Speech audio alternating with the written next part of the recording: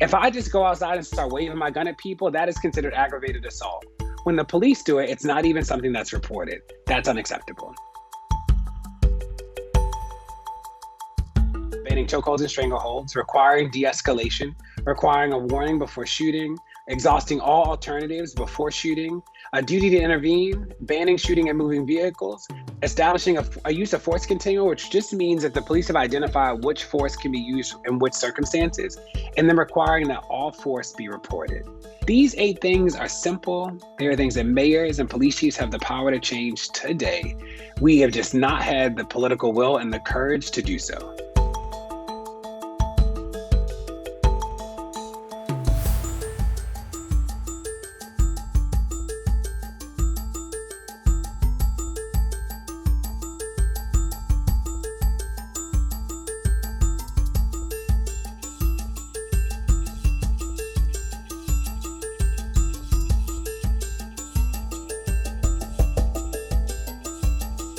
And obviously, this movement has been going on for a long time, and you all and many other organizations have made lots of demands.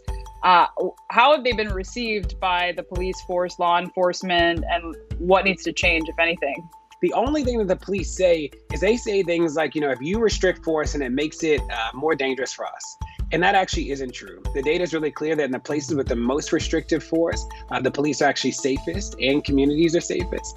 And they also say something like, crime will just go rampant if you don't let us use force. And the reality is that there's no impact on crime when these policies are enacted. There's no correlation at all.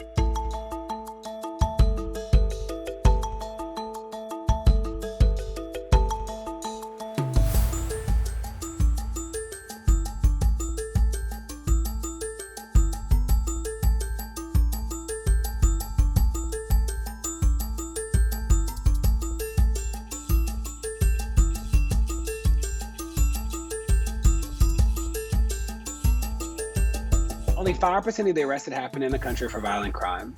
And that's an FBI number. It's been around 5% for 20 or more years. But we staff and fund police departments as if it's 50, 60, 70%. And that's unacceptable. We don't need somebody with a gun to go to a mental health crisis. We don't need somebody with a gun to go find a missing kid. We don't need somebody with a gun to go to a car crash. We can take a whole set of responsibilities and shift them somewhere else. And we can make sure that the resources actually shift to those different places as well.